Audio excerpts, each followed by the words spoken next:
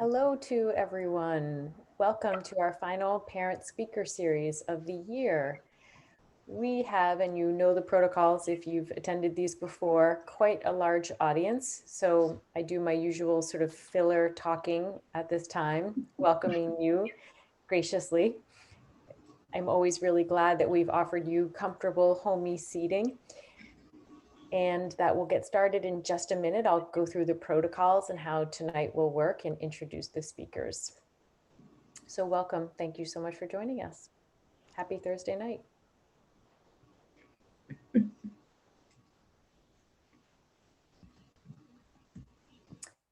So hello to everyone. As I said, we have a large group here tonight. We're here to talk about executive functioning with Gwendolyn Meredith and Jen Kurzrock, our speech and language pathologists at Carroll School. We're going to talk about working memory, executive function, attention, goal setting, and organization, and how we do this at Carroll, and along with it, offer some really good parenting tips and strategies. So right now, we're just in the process of sort of welcoming all our guests into the Zoom room. I'm just kind of keeping my eye on it here. During the talk tonight, it will function as a presentation where they'll be showing you slides and narrating both Jen and Gwen. But at the same time, we invite you to use the Q&A button at the bottom right of your screen to ask questions during the presentation.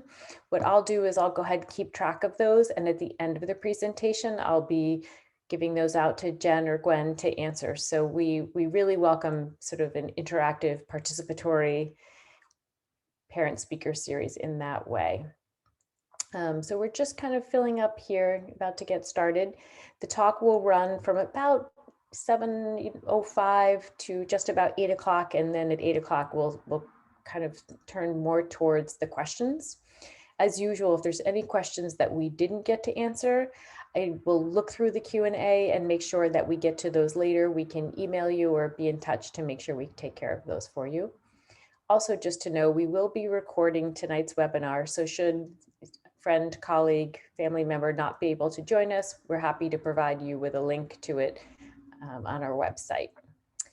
So I think we are at a reasonable spot here to kind of get started. So I'm going to do an official introduction to Jen Kurzrock and Gwendolyn Meredith. They are speech and language pathologists at Carroll School. And again, tonight they're going to take us through working memory, attention, goal setting, and how to adjust and motivate behavior more around priming executive function. So thank you so much. I'm going to hand it off. All right, thank you so much, Stacy. So my name's Gwen Meredith. I am the 7th grade speech language pathologist at Carroll, and I'm here with Jen Kurzrock, who is the speech language pathologist at the lower school. And tonight we're just going to give you a broad overview of executive functioning supports at Carroll, as well as some attention strategies as well. So as we're talking, we're going to give you some case studies to help you understand what a student with challenges in this area might look like. We're going to give you a super fast interview, well, actual tips on what attention and working memory and organization actually is, those underlying cognitive skills, and then give you some strategies about what we use at Carroll to support these cognitive skills. So to start, what is executive functioning? That is kind of that broad question that I think a lot of parents sometimes think about, because in reality, executive functioning isn't a specific skill, but it's an umbrella term for a number of skills that work together to help us manage our own behaviors. One important thing to remember, though, is that this is a developing skill in adolescence. Typically, executive functioning doesn't finish developing until young adulthood for most individuals. And so what we do is support them to be as independent as possible with executive functioning skills that are developmentally appropriate. And we do that by thinking about gradually introducing them to these skills with that gradual release model. Now, this might look kind of complicated at first, a lot of boxes and arrows, but in reality, this is basically this mindset that we use where it's really important that as we're teaching these skills, first, we might be modeling that behavior and really managing most of it ourselves. And then we'll slowly be removing those supports and making the student feel more independent with that strategy and keeping it within that zone of proximal development where they're safe until finally they can be as independent as possible with that strategy as developmentally appropriate. And a great example of that is with our homework planners at Carroll. So sort of to use homework planners as an example of what does that look like when we start with one skill and vary it both along that gradual release model. So starting from some real dependence on adults to support, moving towards independence, but also developmentally varying it so that the task itself is more complex as kids age, is something like the homework planner. So you can see all the way on the left is our beginning readers homework planner with our youngest students. And really for them, homework is just about the homework routine. What does it mean to have work that I do every night, but it's heavily managed by teachers and parents? So the students read with a teacher or read with a parent, bring it in, the teacher checks it and they get a sticker, but it's really just about building that consistent routine. As we move up towards third grade, as the students get a little older, we start to move towards visualizing using Get Ready, Do Done, which we'll talk a little bit about, but is an executive function curriculum where students are visualizing what is my work going to look like while I'm doing it, when it's finished, what supplies will I need, and we start to move towards a multiple pieces of work in any given day model. And then moving up to fifth grade, as students are starting to leave the lower school, there's more independence. So students have different homework assignments in different classes. So this is a homework plan specifically for a fifth grade language class. You can see the students are expected to do it independently, but it's still scaffolded by the teachers with a lot of visual support, and it follows a consistent routine. So every Monday night is always cursive so that students can start to internalize that routine more independently. Of course, I got that right there, this water break. But once you're in the middle school, homework does become more of a reality, but we still support them along the way. So over here, you see a copy of the homework planner. It's a digital planner we use within the middle school, and it's the same planner throughout 6th through 8th grade. However, we treat it a little bit differently. So in 6th grade, within every single class before the end of class, teachers will review and physically check the homework planner to make sure that students are writing down their homework accurately. Students may, throughout the year, begin to earn their ability to pass that, meaning that they are regularly using this strategy independently. And then one way that we GEC is that if some students need more support, we can offer missing assignment trackers as needed, so that these students then have a separate place to organize materials that they do need to go back and review. In 7th grade, teachers review the planners at the end of the day in NCLU. So this is our No Child Left Unorganized, where we will look at the planner and make sure that the student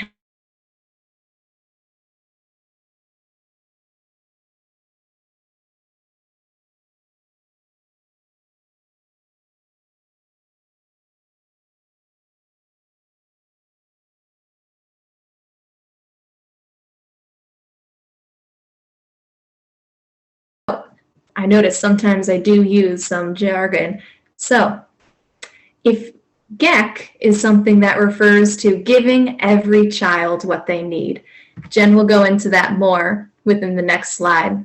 But this is just one example of what we do to go through and support students in using their homework planners. So if we go to the next slide.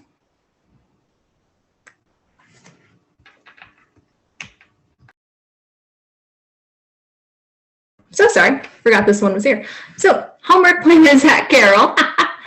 In the upper school, it's a little bit different because now homework has become more challenging. There are more aspects that they need to track.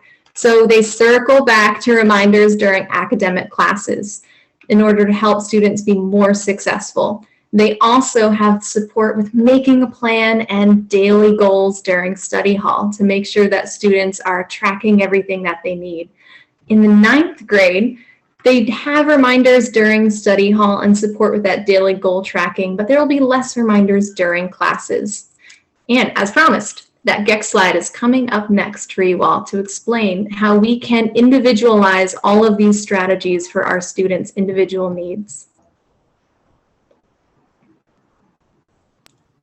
So GEC, as Gwendolyn mentioned, GEC is sort of one of our core tenets at Carroll, which is give each child what they most need. And I took this we believe statement right off of our website. I stole it.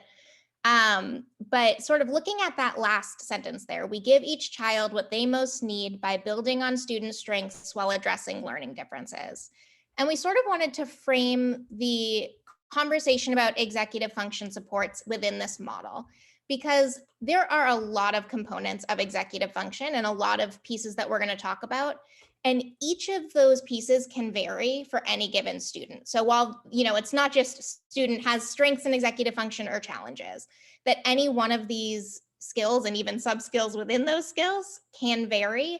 So part of GEC and meeting our students where they are is having some broad curriculum that we use to support all students with executive function, but understanding each of those strengths and challenges and how they vary for each of our students so that we can make tweaks to support them where they are. So we're going to talk a little bit about attention tonight because, as one of my professors loved to say, attention is the bedrock of cognition. So here's our first case study for you all this evening. And this is just an example of what a student with challenges in attention may present like. So Chloe has gone to Carroll for 3 years and has begun to talk about how much she loves reading at home. During conferences, her teacher shares that she has a difficult time following along during in-class reading. Within a few minutes, Chloe typically begins to play with her materials, ask to grab a sweater or a drink, and often asks what paragraph the class is even on. She sometimes has a hard time answering questions about the sentence they just read aloud. The teacher was worried that she is not really reading along with the rest of the students. So that was just one broad example of what attention deficits may look like, because attention acts as a filter that basically prioritizes key sensory information while decreasing non-essential sensory information, which means that you'll be more likely to hear the teacher speaking in front of you and less likely to hear the truck or the students behind you if your attention's focusing on the right information. And there are a couple different subtypes of attention that will help us pay attention in class. So there's sustained attention, which has our ability to pay attention for longer periods of time. Selective attention, which is that filter that allows us to key in on only one piece of information and take away all of those distractors. And then there's alternating attention, which is our ability to transition between different focuses. The important thing to remember, though, is that students may have deficits or challenges in multiple areas, or they might have strengths in one area.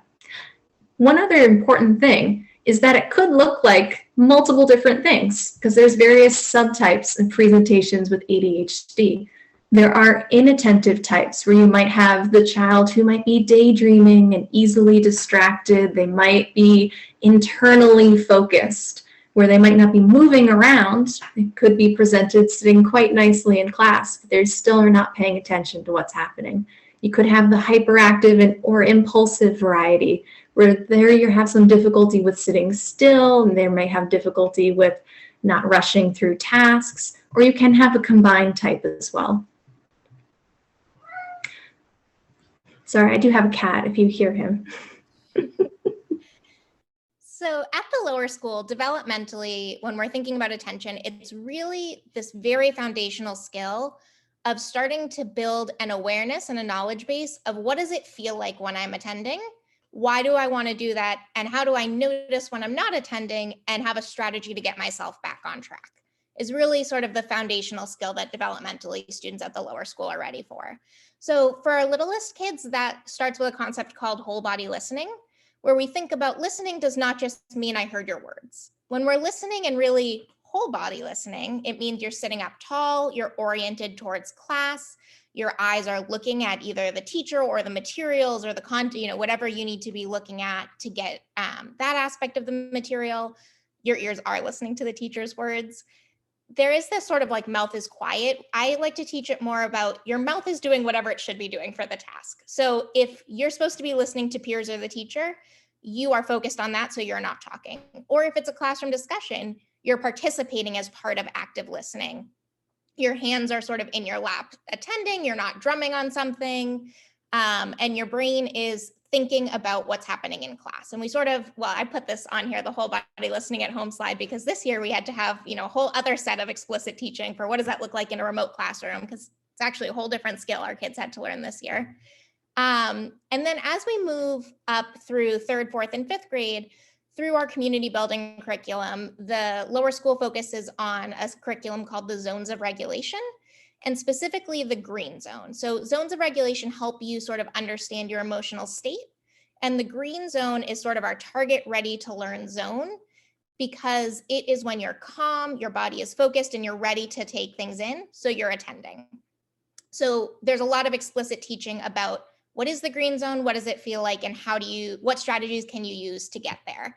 And then beyond that, we're explicitly teaching brain breaks, and then there's individual supports that we can deploy for specific students, like adaptive seating, like this wobble cushion on this chair in the 3rd grade, fidgets, anything that an individual student might need to satisfy some sort of sensory or motor need to be able to sit and attend.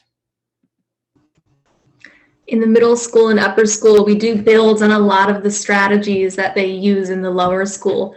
So one thing is there's lots of whole class strategies. And so that means these are just natural teaching styles that we have taught teachers at Carroll to make sure that they are teaching in a way that supports students with attention challenges, such as built-in brain breaks within their lessons. So little movement activities, either beginning, middle, or end of a class. Then structuring your transitions to make sure that they always come in and know exactly what they need to be doing, no matter what the day is. You may have noticed to do now when you guys came in. And that's something that's very common to see in a middle school classroom if you're walking into a class. Then we also have our lecture design, where when we're actually teaching students, we design our classes so that they have multiple short activities to fit within that sustained attention span of our students. And then, in case that doesn't work, we also have lots of repetition and rephrasing of directions so that if a student misses a direction, it will be said again. But then if a student needs some more, we get by using individual strategies such as fidgets to help students move and get those sensory needs. We use mindfulness journals to help students take a moment and think about what are the times of the day where they have a harder time paying attention or an easier time paying attention. Sometimes we might use white noise during individual work times to help block out some auditory distractors for our students, which we'll go into next. And we also, in the upper school, use some wobble stools, which are some more developmentally appropriate stools that do offer a little bit of a wiggle for our students who need that. As well as strategies, we also do have some curriculum that we can use to explicitly teach attention strategies to students. So we do have mindfulness training, where we can talk to students about mindfulness in order to help them build their sustained attention spans. Then all students have that Carroll virtual calming room access, where they can go in at any time of day and take a brain break there, listen to some mindfulness journals there. There's also some attention strategies curriculum, where we explicitly teach them strategies about what to do if they notice they're having a hard time paying attention. So whenever I talk about attention, I think it's really important to take a moment and also talk about distractors, the things that make it hard for us to pay attention.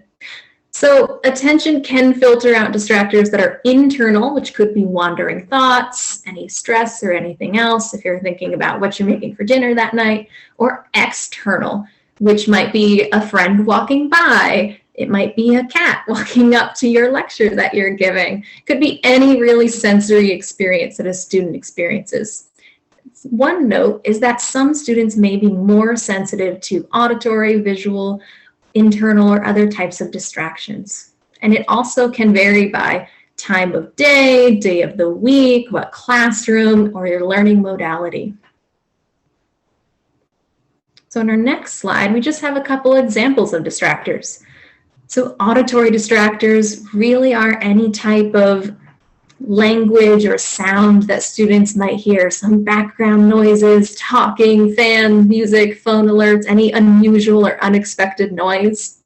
Visual distractors could be a preferred activity such as a phone or an Xbox at home during remote learning, or even if you have a slide or a page with too many visuals on it could be distracting for students. Some physical, such as if you're too hot or too cold, if you're hungry or your seating isn't really comfortable. Well, there's also cognitive distractors. Those are those internal thoughts, tiredness, anxiety, any social distractions, which is big in the middle school. So we just wanted to give you guys a moment to think about some of the distractors that your student could experience when they're at home. This is something that Jen and I think about often because we might take a look at the environment and see if we can maybe reduce some of the distractors there for them. And if you're doing that, think, are they mostly visual, auditory, physical, or cognitive distractors? You can also feel free to throw some of those distractors in the Q&A, and I can read some of those out later. Perfect. Give you a moment to do that before jumping into working memory.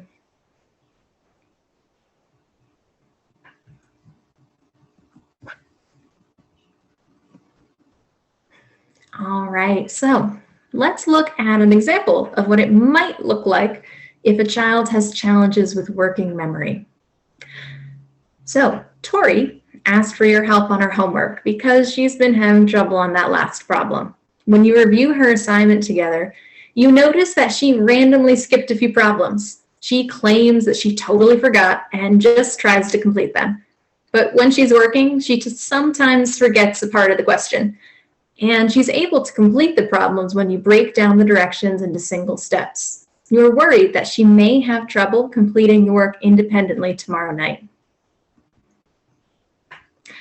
So working memory is really that mental workbench where information is stored and used for a short period of time in order to complete a goal or a task.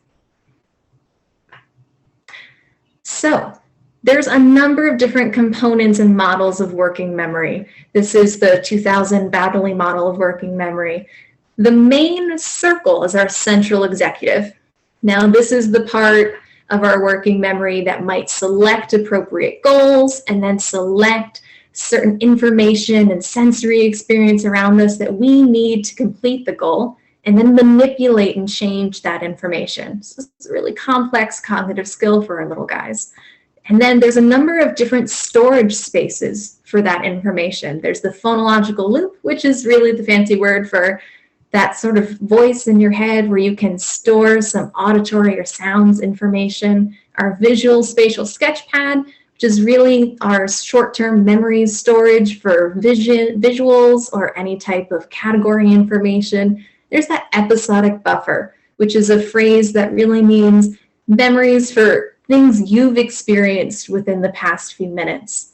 And so within these storage spaces, it's important to remember that students may have a strength in phonological processing, their phonological loop, or it might be an area of weakness. And then your episodic buffer might be really strong, where your visual spatial sketchpad could be an area of weakness. So it's important to be aware of those differences and support them with multiple modalities. One other thing is within this working memory, we can think that there's about 7 plus or minus 2 of an average storage of information, which means that we can remember typically about 7 pieces of information here. So that's what we use to try and help support our students.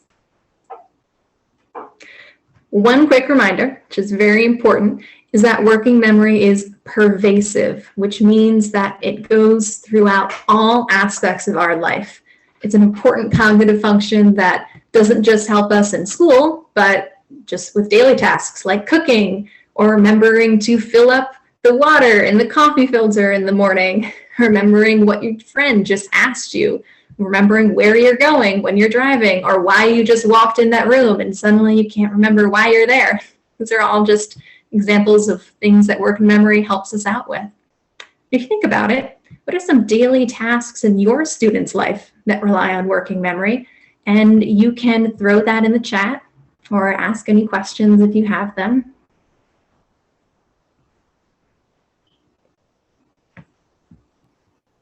All right, so at the lower school level, we're really working on helping to support students who may have challenges with working memory to hold information in that working memory, to sort of keep that information on their tool bench while we're asking them to do a task with it. And there's sort of two approaches we take to that. One is strategies teachers can use to support working memory in their content delivery. And then one is some strategies for students to help them get what they need. So from the teacher lens, the biggest piece is chunking information. Sort of as Gwendolyn was mentioning, we have that like 7 plus or minus, pieces of information we can hold at a time. And then you also have to layer onto that, are they a little bit distracted? Visuals, any kind of language comprehension challenges. So are they able to get all of the information if it's auditory?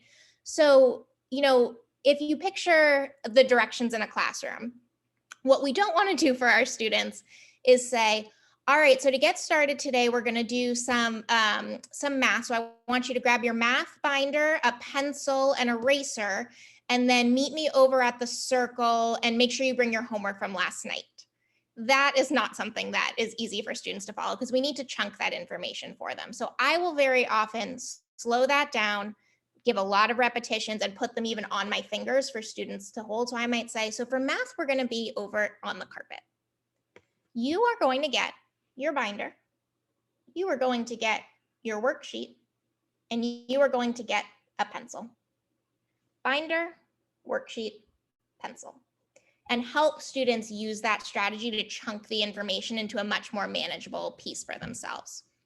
There are other ways we can build those supports in class by making them visual, so that if students can't hold that information in their working memory, there's somewhere else they can get a refresher.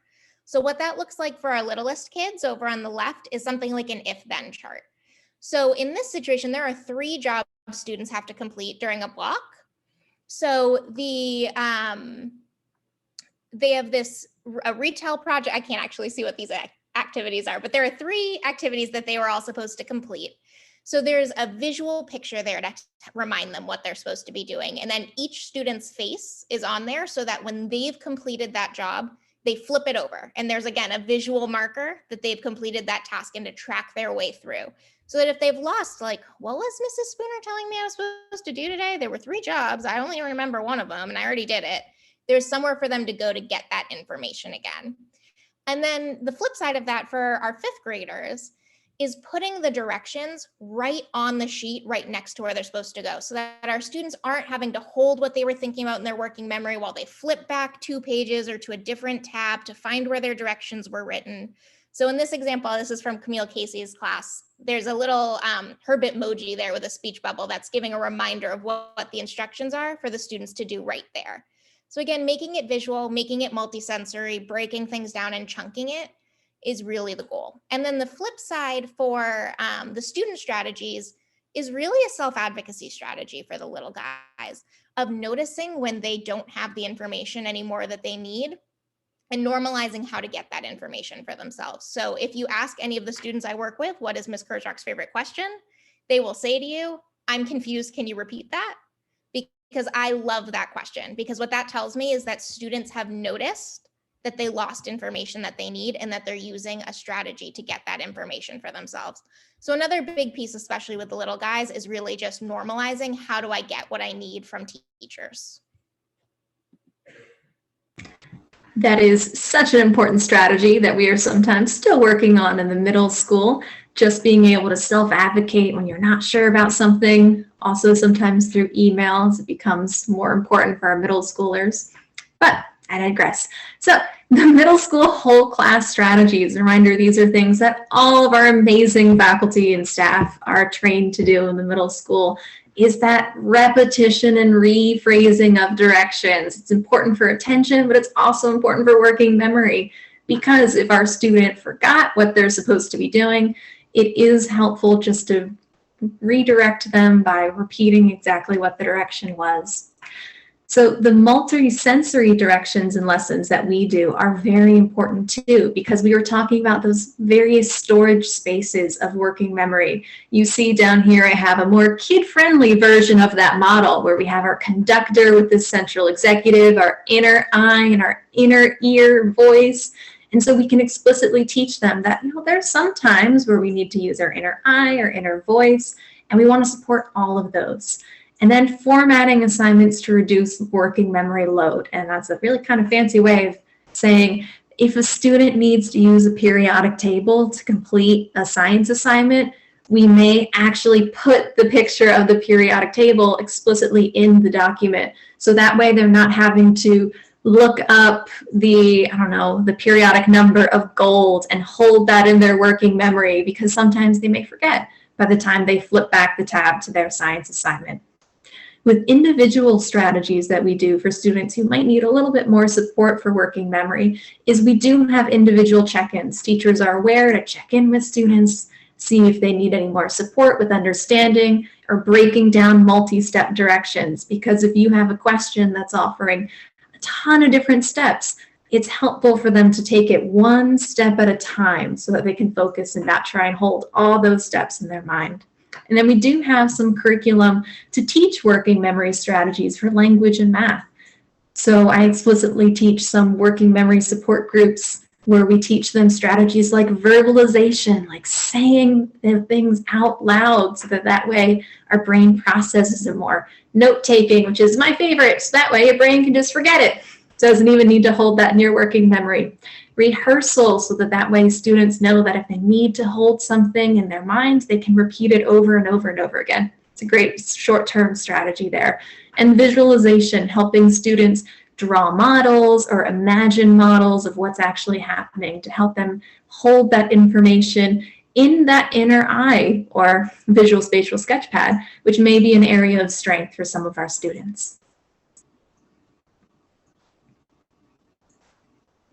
All right, so moving into organization. Sorry, I'm managing multiple screens and clicking in the wrong spot.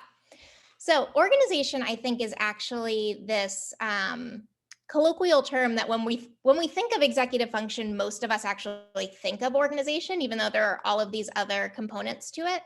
So what we mean by organization is specifically this executive function subskill that relates to our ability to arrange things in a meaningful order and understand categories, subcategories, and category members or sequences so that we can arrange our ideas or objects or whatever it may be in a way that makes sense.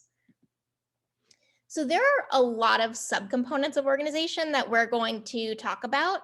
I put this picture over on the right, which is from, I don't know if anybody's been watching on Netflix, this show, The Home Edit, it is so deeply soothing to me on like a very visceral level to watch these women who professionally organize.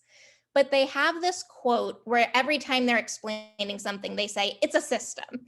And I wanted to put this on here because I think this is really the core of what we're going to talk about, is that organization is not just everything having a place.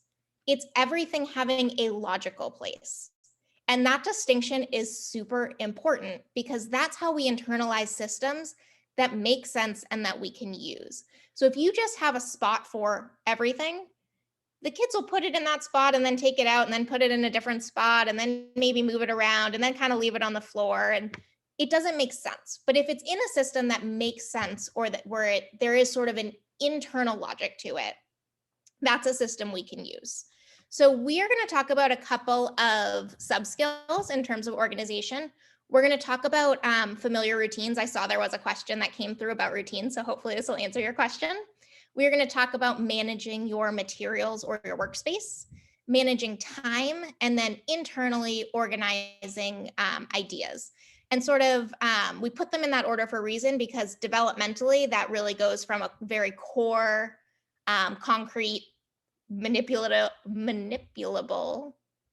not sure that was a word, skill all the way up to sort of the most abstract of organizing our ideas.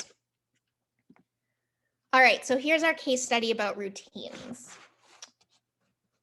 Oh, I lost it. There it is.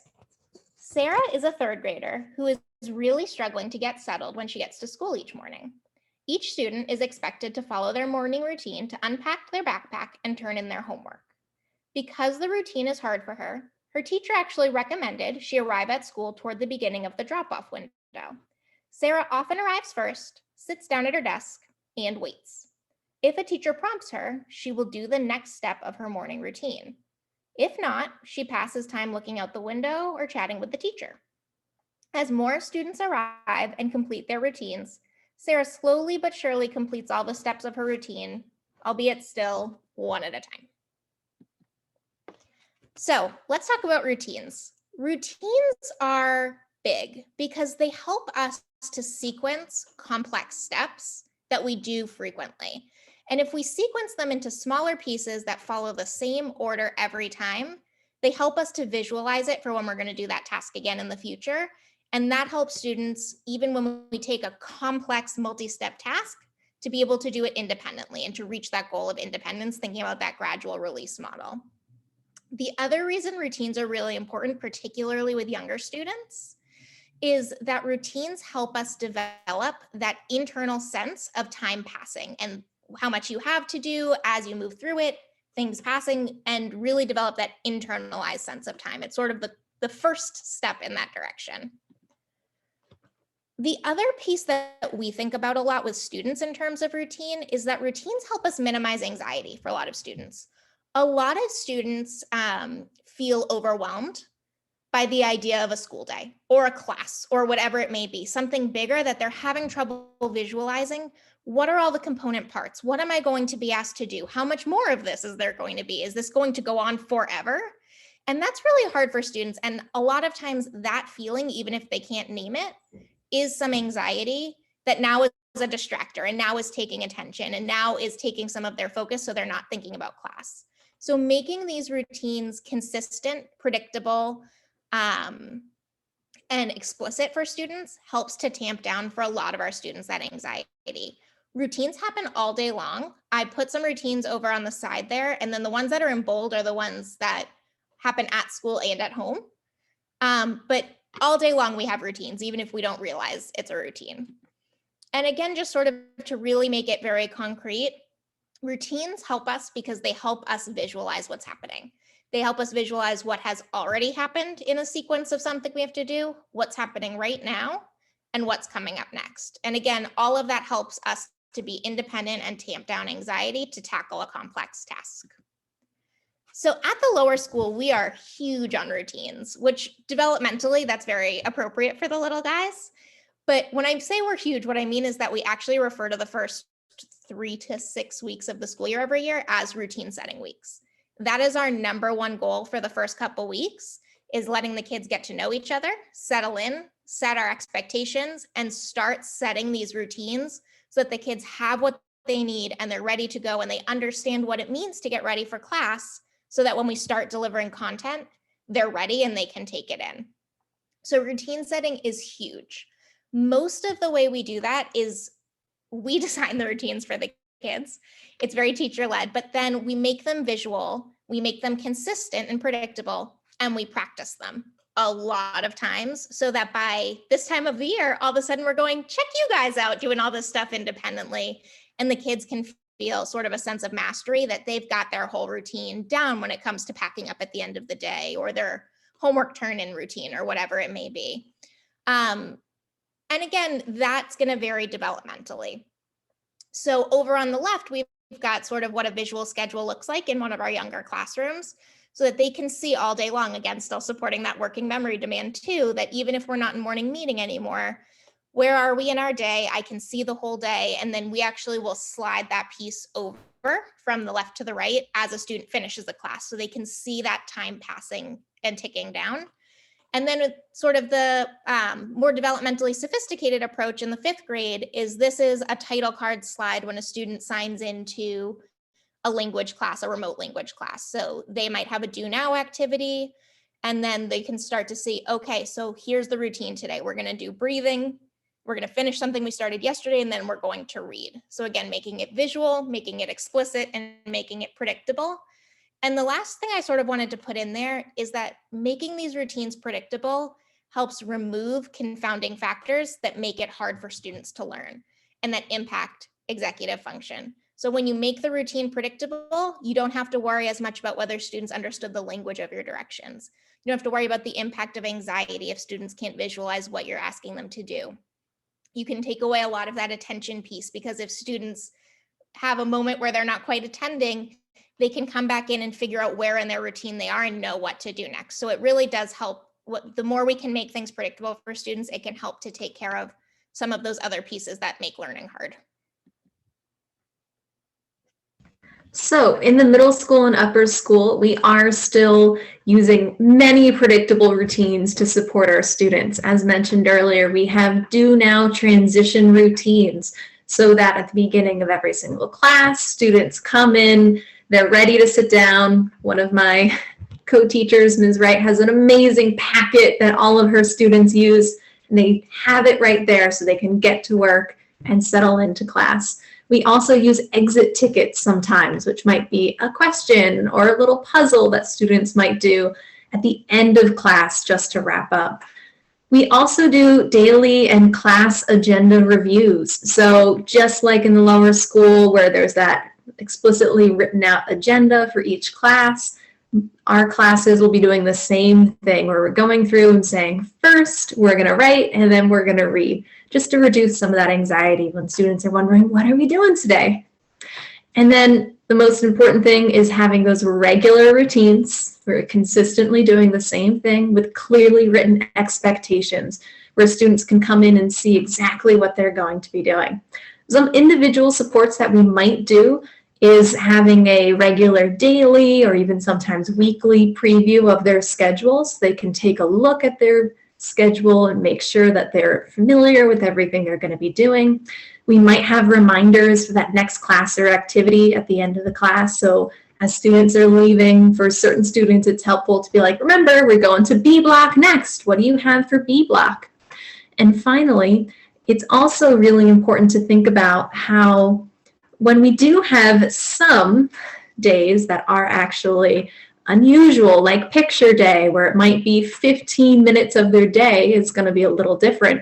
Just those 15 minutes can really disrupt their regular routines, where they're pulled out and they're doing something new. So we do lots of previewing of unusual days and new days so that students have that practice in advance, so that that way they know the routine when they're getting there. All right, so the next part we're going to talk about is managing materials in your workspace. Here's our case study. Catherine is a fourth grader participating in a remote learning day. The teacher tells the class they need to grab their writing notebook, a worksheet from their binder, and colored pencils. Catherine asks the teacher to repeat the supplies and then leaves the camera view. She comes back a minute later carrying her binder and asks the teacher what worksheet she needs. The teacher helps her to find her list folder and find the worksheet for class. Catherine then says she left her writing notebook at school, so she uses a blank piece of paper instead. When she begins to draw on the worksheet, she uses markers from her home supply rather than the colored pencils from her supply box, because she isn't quite sure where she left her supply box. So materials management, which I actually think also is a lot of what we're picturing when we say organization a lot of the time. And this has been really key this year too, because a lot more of the load of managing materials has been on students themselves to do this management. This is important not just so that you know where your things are, but actually it's again that making sure that you're in that green zone and you're ready to learn. Because if we picture that case study, what we have happening is that now we've spent probably 7 minutes where the kid was out of the teacher's view, came back, is thinking about the fact that she doesn't know where her writing notebook is. Maybe it's at school. It's definitely not here.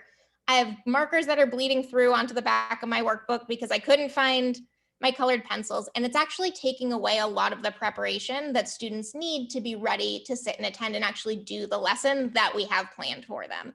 So having materials in your workspace set up in a way that it's a system, there's that system again, that you can use and that a student can use to get what they need helps them be ready to initiate that task by reducing the cognitive load for other things like getting themselves the supplies that they need. one important thing to note about this is that for older students, when we're talking about sort of materials, a lot of this is actually digital materials that as students are getting older and moving through Carroll, they're using digital materials and digital documents through Google Classroom. So when we say managing materials, it means navigating Google Classroom, knowing that where things are stored in their Google Drive and being able to find all of that digital content when they need it. So at the lower school, again, this is really what I've been harping on, that setting up a system where everything has a logical place. And the idea is that the more that we practice this, the students will internalize those organizational systems so that when they come to a novel task or a novel situation, they can generate a similar system for themselves because they have practice with the systems that we've generated for them. So sort of an example of what that looks like as it varies developmentally is our homework and sort of our binder organization. So that one that says Tuesday is for our beginning readers and second graders. That developmentally, the sequence that those kids are ready to follow is days of the week. So that's how their binder is set up, is what do I need on Monday night? What do I need on Tuesday night? What do I need on Friday? And where should it go? If it's going back to school for Wednesday, it needs to go back in the Wednesday pocket. As you move up to third and fourth grade, now our binders start to be organized by content subject area, because that's how kids are categorizing developmentally. That's what they're ready for. So you're not looking in your Tuesday section for your Tuesday night homework. You're looking in math because it's your math homework. And then as you move up into the upper grades, you're going to even start to subcategorize from there. So if you're looking for your specific graphic organizer for homework, you're going to go into Google Classroom, and then within there, know that you need to go to your language class, and then within there, find your homework section and the specific assignment. So it's going to get more fine-tuned as you get older. All right, and then we do continue with that within the middle school and upper school. So as Jen was mentioning, it's a lot of managing digital resources up here. So some whole class strategies that we use is that within the middle school, binders with pre-written divider tabs are provided for all middle school students just to give them an explicit system to help the students actually organize the papers that they are getting. Another thing is Google Classroom organization. So teachers take a lot of care in making sure that all of their topics are really logical. Some might be split up by unit, they might have a section for homework or resources, so it's really easy for students to see this model of what a good organizational system looks like. And then my own personal favorite is when we actually go through and add a today's work section within Google Classroom, just to support students who may have a harder time with going through and actually finding the various subcategories. Everything they need for today's work is right there within that entire folder. Another thing is we do have regular binder, email, and even Google Drive checks where students have some time during morning meeting or NCLU or No Child Left Unorganized or study hall in the upper school times. Also, I'm sorry, my cat's getting really attention craving at the moment if he hops up on me. So that's the time where students are explicitly taught how to look at their binder and think, is this something I need or can I recycle this? We also have some individual strategies where we do have check-ins during NCLU to support students with gathering the materials they need for specific assignments. So if they're writing a short paragraph about a novel, we make sure they have the book with them, they have the prompt, they have their graphic organizer and their essay document ready. We also use missing assignment trackers to help them track some assignments. And within that, there's a section that has what materials they'll need. And then we also, for some students, do support them with creating Google Drive folders. So if some of them are having a hard time organizing those, we'll go through and help them with explicitly teaching them what type of folders they can use. All right, so sort of the next level up of organization is time management. Alex is an active student who loves to participate in sports. They play for the Carroll soccer team and their town's travel team. In the past few weeks, you've noticed that they've had 5 missing assignments. During NCLU, the teacher introduces the night at a glance sheet and asks them about their homework. They report having reading and 3 pages from their, they report having a math worksheet, science notes to fill in, a history test tomorrow, 20 minutes of reading, and 3 pages from their vocabulary workbook to do tonight. The teacher asks them how long they will need to work on each assignment, and they guess about 5 to 10 minutes. They said they haven't started studying yet, but they should be able to finish up studying before their game tonight. So time management, there's a couple components to it, and it's really just our well-rounded understanding of time. But there's parts within that. So it's monitoring the passage of time as it's happening and sort of that understanding internally of how long I've been working on this or how much time has passed since I said I'll be down in 5 minutes. Estimating how long a task will take, like in that case study. Being able to chunk a task to complete it within a specific time. So knowing when you should start a longer project, how long each of those components will take, and being able to allocate time for all of those things. Being able to prioritize and sequence different tasks you might have based on deadlines, and sort of understanding the difference between your immediate needs, what are your demands over the course of the day, the week, the month, the year, and how do all of those pieces relate to each other. At the lower school, we are really the first step before you can manage your time is understanding what time is and building that internal sense of time. For the little guys, a lot of that is making the passage of time visual for them, both in terms of the sequence of their day and the actual passage of, minutes, hours, what we think of more traditionally as time. A great tool that we use a lot, and I actually often recommend to families to have at home if students struggle with time management, is a time timer, which is that sort of clock on the bottom. It runs on an hour. And it visually shows you sort of set it for however long you want, and then the red ticks down as the time ticks down. So for our students who don't really have a good sense yet of like how much longer is 45 minutes than 10 minutes, and what does that mean numerically, they can see, oh, I have a really big area of space of time left. And then when a lot of time has passed, there's only a tiny little sliver of time left. That must mean I don't have much time left to work. I think that is a super helpful tool. Other ways we can make it visual are visual schedules. So in the top left corner is a schedule we're using this year in the beginning readers classroom, where the students were really showing a lot of anxiety because they were overwhelmed by their day and not really, they would get dropped off and they were having this feeling of like, am I going to be here for forever? How long is it until the day is over? What's going to be asked of me?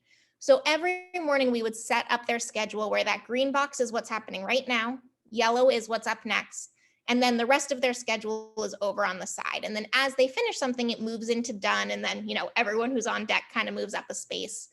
But the idea behind that is you can see the passage of time as it moves to done, but it also helps our students focus in on what's happening right now. What do I really need to think about is what's happening right now and what's coming up next. And the rest I know is coming, but I don't have to worry about it right now. And then for our older students, that passage of time is really about chunking projects and starting to move into that more traditional time management skill. And at the lower school, we're still supporting students pretty heavily to do that by managing the time for them, but demonstrating it in a bigger project. So for example, if they're writing a descriptive paragraph on Classroom, that's going to be broken up into separate assignments. That's the how-to, their brainstorm, their graphic organizer, and then the actual paragraph itself. So we continue to build on a lot of those time supports up in the middle school and low upper school there. So we do have some whole class strategies that all of our amazing faculty members love to implement.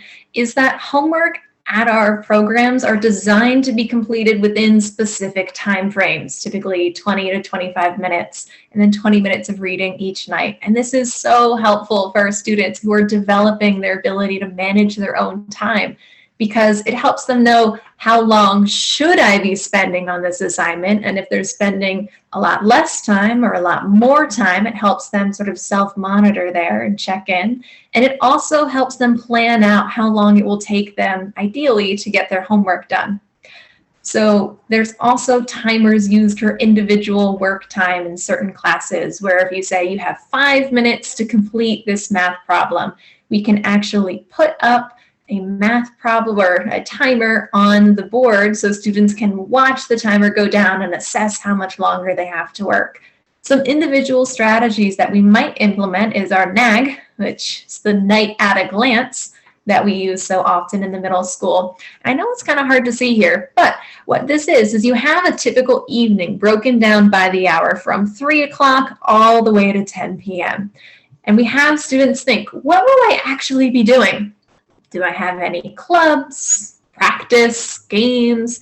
When do I eat dinner? What time do I get home? What time do I go to bed? Am I seeing any friends tonight? So they can go in and plug in the actual regular daily activities they do. And then they can look at how much time they have between those activities and where they can fit their assignments in. And so we typically would do this during the NCLU time of the day or the study hall time of the day, where students can go through and sort of make a plan to figure out their schedule, their time for the night. That's where they do the daily plan in the upper school. And then in the time management curriculum that we sometimes teach for specific students who might need a little extra support, we really break down the day and think about, what are we doing with our time in the day? Because sometimes students, what I hear often is, I have no time to get homework done, ever. But if we really look at their day, they might have 4 or 5 hours of video games, 2 hours of chatting with their friends, a few hours where they're like, what do you mean? My day only adds up to 16 hours. And it's like, okay, so you got some more time in there. So with that, we really help kids start to notice how they're actually spending their time, and then talk about time robbers, things that are coming in and taking up more time than it should. So that way they can start to take back and take control of the time in their day. All right, and then our sort of highest level of organization is organizing our ideas. Peter is a 3rd grader who loves to share about his weekend during morning meeting. He is very excited to tell his classmates stories, but has trouble gauging how much information to share. He often adds too many details, and many details that he does include seem kind of unrelated to the story he's telling. Sometimes he forgets to provide main information and forgets to use uses pronouns without saying who he's talking about. So he might say things like, and then he went there. When other students point out that they're confused, he gets very frustrated.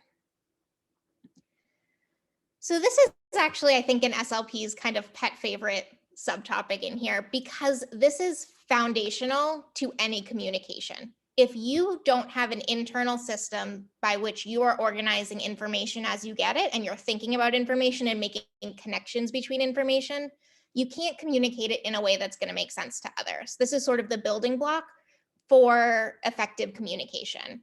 And as students grow and develop, they use these same organizational strategies that we've been talking about to tackle more and more complex learning tasks and problem solve.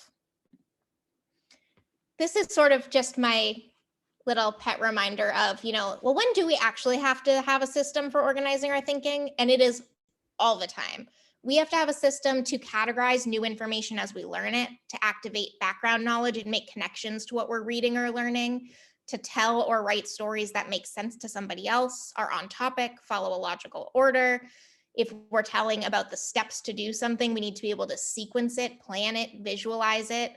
If we are understanding categories, we have to be able to understand fluidly the relationships between categories, subcategories, and then category members. To make a persuasive argument, we have to have a system to keep track of time. All day long, all of these skills we think of as student skills rely at their core on some really basic organization of ideas and understanding of those relationships.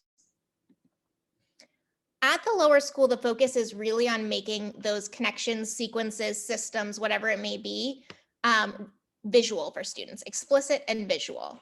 So one way we work on that a lot at the lower school is the knowledge of the structure of a story. And that really supports both our ability to tell a story and our ability to comprehend a story and understand what were the salient parts.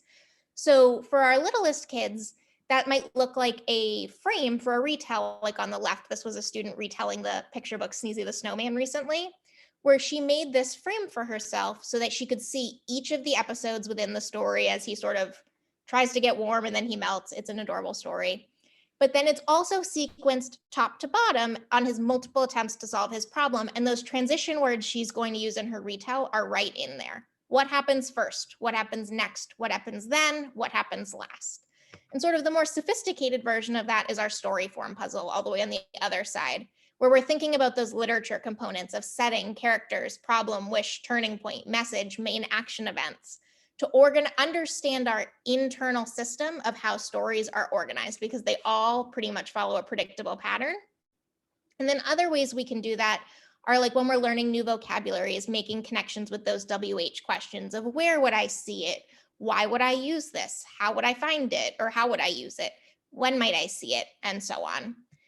And then sort of the last piece of that is in writing, where you definitely need an organizational system for your ideas. And as we move into the 5th graders, sort of our oldest lower schoolers, we're going to again support them to think about those systems at many different levels. So first, they're going to use a brainstorming sheet where they're thinking categorically about anything they might want to say. And then we're going to use a graphic organizer that follows the sequence of a paragraph to actually plan out the writing process. And then we build on that with a very structured writing curriculum in the middle school and upper school. So that is our first whole class strategy, because we do explicitly teach students how to build a logical argument in their writing. We give them quite the formula for their topic sentence. This is a graphic organizer I took about a student writing about why they should not wear school uniforms. We do give them moments where they can put in their transition words and make a claim about their topic. Then we teach them that after making a claim, you have to back it up with evidence, typically a quote or a detail from some sort of source information, and then reasoning. So we have to explain and expand upon that evidence. We also teach them to introduce and then conclude these paragraphs with an introductory or concluding paragraph, where we teach them how to go from a really broad idea, like a question, a definition, any type of anecdotal story, and bring it down by explaining it more and more until they finally get to their thesis statement, which is going to be a very direct statement. Another way that this is done in language classes, well, I guess ELA classes this year, is they do have students plot narrative structure to help them understand the stories they're reading and how all of the events are building and organized, and how they then go to the climax and fall all the way down to the resolution. So that way students continue to think about the actual narrative structure and language. And then this transitions to informational text, where they then begin to think about the structure of informational text, of using outlines to think about the different categories and subcategories that we see in textbooks or regular informational text that we read. We do have some individual strategies where if a student might need some more support, we would check in with either me or their teacher with one-to-one check-ins to help them really dig in and understand these graphic organizers. And then there's also, for some students, they might have an organization and math curriculum where we help them really look at the problem and break it down to, here we have this sort of math graphic organizer where the first, they might have a rule they have to do, find the length and the width, and then the second, multiply the length and the width, and then finally organize their steps there when solving some math problems. So we're finally going to wrap up by quickly talking about goal management. So goal management is one of the most complex executive functioning skills that we're going to talk about, which is why we saved it for the last. So Marky is a motivated student who does well on daily assignments, but has had difficulty with larger projects in the past. You heard from other parents that he has a big science project due soon, and you haven't heard him mention it yet. When you asked him, Marky broke down in tears, saying that he had no idea how to finish the project, since it seemed like an impossible amount of work. You decided to work with him to help him break down the project into smaller steps to complete over the next 3 nights. He seemed to feel better about the project afterwards, but you were wondering how to help him be more independent in the future. So when we think about goals, goal management is really that essential skill to help them complete more complex tasks. And it's an essential aspect of executive functioning that is still developing for many of our students, especially in the lower school. There's quite a few aspects that go into goal management, which makes it so complex. So envisioning an achievable long-term end goal has to have students thinking ahead prospectively about what they might want to do in the future, which for some of our students, they're only thinking about what they're doing right now or the next few minutes. They have to break down large goals into incremental and logical short-term goals and understand how they relate and build to complete that long-term goal. It requires self-monitoring your behaviors to check in and compare with your goals, processing internal feedback and external feedback from teachers and other peers to adjust your behavior based on your goal, and then maintaining or just remembering your goal by regularly reprocessing it and checking in with those goals. So it is a pretty complex task, and the big factor is initiation whenever you talk about goals. Is once we have a goal in mind, initiation is that ability to just get started with the task. And it is so important because some students might have an amazing goal in mind that they want to do, but if they're having difficulty with initiation, this might lead to something that many people call procrastination, where we put things off for a long time. So in the lower school, there's lots of support for our little kids planning goals. So as Gwendolyn mentioned, developmentally, goal setting is actually not super appropriate for our littlest kids. Just developmentally, they don't have the perspective taking and the sense of time yet and that prospective thinking to be able to really set and manage specific goals for themselves, which isn't to say we don't do a lot of work on goal setting, but it's student-driven goals, and then it's primarily adult-driven implementation of those goals. And they're not going to be those sort of specific SMART goals that are measurable and very specific and time-oriented. They're going to be bigger picture goals for our little kids because that's really the level we're at for thinking right now. A lot of how we do that is something called hopes and dreams, which most of our grades do multiple times during the year, which is really just that. It's what do you want to achieve this year? And it's very student driven. And then the teacher helps to make that manageable and achievable for them. So what you can see over on the left is actually what the third graders did this year, halfway through the year when we came back in January. So for them, developmentally, they set this big picture goal, but it's subject specific. So in math, I hope to get better at telling time. Or in language, I hope to get better at reading. So it's a big picture goal, and then the teacher is going to help you get there and make that progress visual to you. A big piece of that is actually being able to visually show students when they are improving on a goal. So for example, this on the right is a graph for Read Naturally, which is a reading fluency program that we use. And that's really showing their cold read, their practice read, and then their hot read, so that the student can visually see, okay, within the same passage, as I'm going across and as I'm doing it each time, my scores are getting better, I'm doing better. And that helps our students see, oh, the line was taller this time, I made progress. There we go. And then we do dig into goals a lot more in the middle school and upper school when it is beginning to become more developmentally appropriate for them. So in the upper school, built into their daily planner, they also have a daily goal or intention where students can think about what they want to get done that day, which is really wonderful for building daily progress towards our goals. And then in the middle school, we have structured SMART goal setting where each trimester students are going through and using visuals and lots of guiding questions and support. Students will build a structured goal around an active learning strategy, such as participating in class or following directions or bringing all their materials. So it's a very structured step-by-step guide for our students there. Then we do have whole class goal reflections, where often teachers at the end of a trimester will say, what do you want to improve? How are we going to do that? And they will write down and think about some of these goals for that specific class.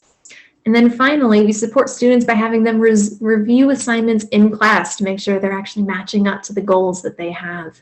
Some individual strategies we might use is that get ready, do done. So for some of our students who might have difficulty with initiation and getting started on a goal for completing a homework assignment, we might have them make a plan beforehand so that way it alleviates some of that anxiety that can cause task initiation challenges.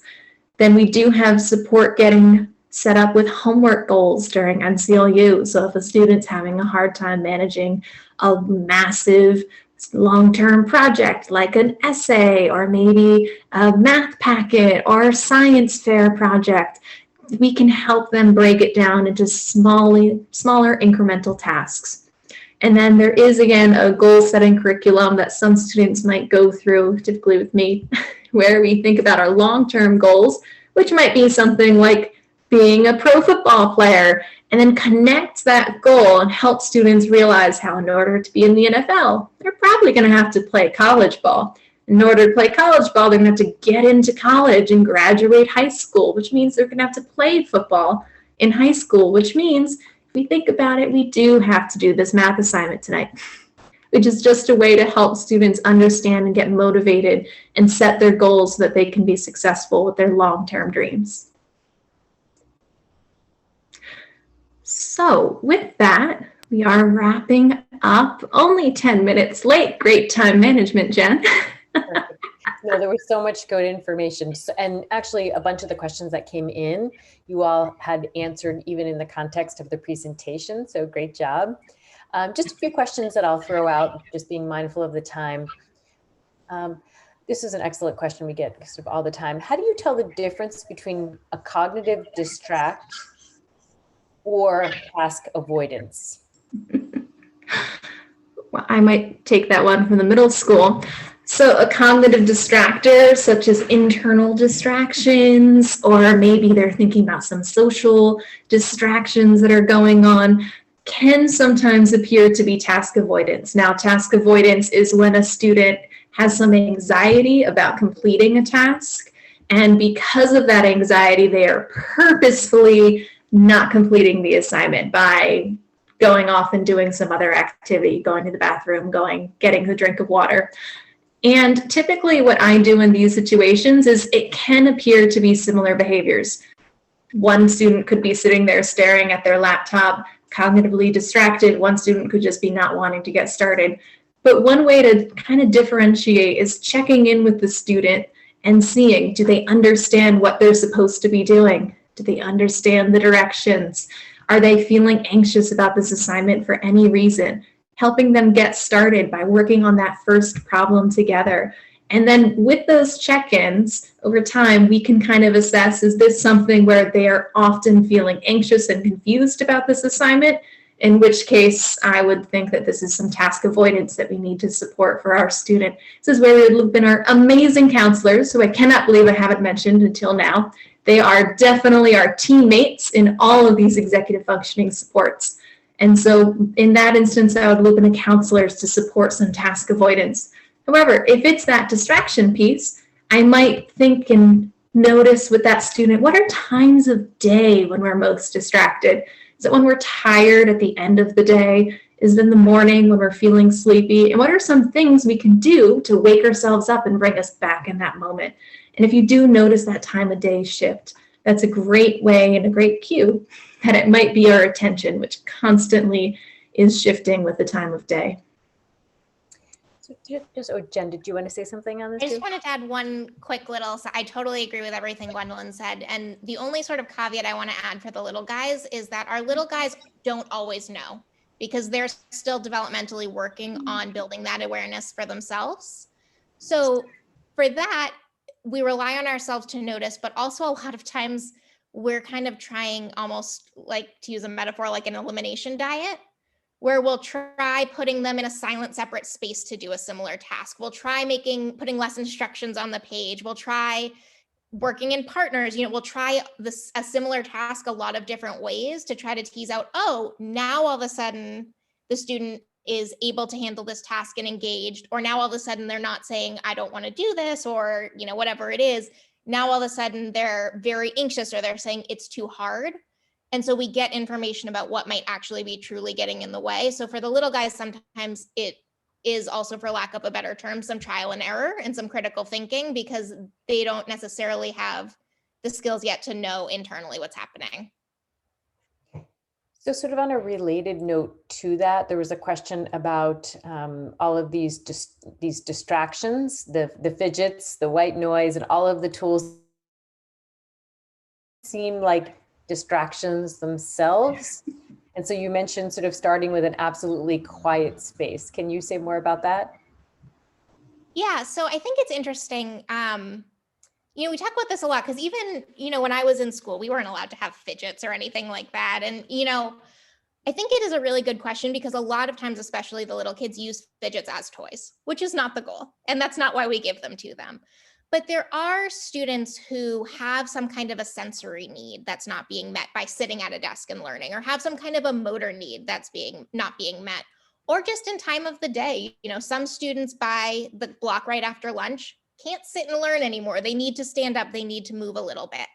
So a lot of this is, for us, is explicit teaching. How do we use these tools, and giving students feedback when they're not using them in the appropriate way. So when my students have fidgets, the rule is that the fidget has to be something that no other student or teacher can see or hear you using.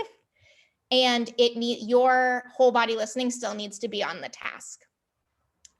So, that's one piece, is what is appropriate use of the fidget. And then the other piece is we're doing explicit teaching of different strategies work for different people. So what does it feel like when you aren't attending, or when you could use some extra support, and what works for you? So sometimes you might need to go for a walk. Sometimes you might need something to hold. Sometimes you might need something heavy to just sit in your lap. Sometimes you need to talk to a teacher. Sometimes you don't need any of those things and you're fine. And just because your neighbor needs it does not mean you also need a fidget to play with right now. And so we do a lot of, with the little guys, very explicit expectation setting and sort of metacognition work around what are these tools, how do we expect you to use it, and why are we using them? I would just piggyback after everything Jen said is so true, especially with fidgets, which can become toys. But I think the important thing to remember about attention is, while we took only 5 minutes to talk about it, we could spend an entire night talking about attention, the various subcategories, the various types of challenges students might have with attention. While we only talked about 3, there are much more different types of attention that we have in our cognitive system that people have identified. And so one thing that might work for one student who might be sensory seeking, who really needs that to help him with his sustained, or them with their sustained attention, so that way they can stay focused if they're able to move a little bit longer, would be very distracting to our students with selective attention deficits, who would have a hard time filtering out that sensory sensation. And so that white noise is really good for students with auditory attention deficits, who, if somebody is coughing or silently asking a question, it's really hard for them not to immediately turn and focus their attention on that student. For those kids, it's really wonderful for them to have that white noise that filters that out so that they can stay focused on their task. For other students, white noise can be even more distracting for them. So it really is a trial and error. On the other hand, pure silence can be very anxiety-inducing and attention-inducing for some of our students who are having a hard time going through with just a silent classroom, and we'll try and fill that silence, and we'll hear things like the fan. I have one student who constantly tells me that he hears his heartbeat in his brain if it's so quiet. And so for those kiddos, the white noise can be very helpful. So it really is, as Jen said, trial and error with a lot of these strategies till we find the ones that work best for the kiddos. So we're just coming up kind of right on the end. So a question here, actually, I'll ask 2 questions, and then maybe one of you can take one of you can take the other, and then we'll kind of wrap it up with that.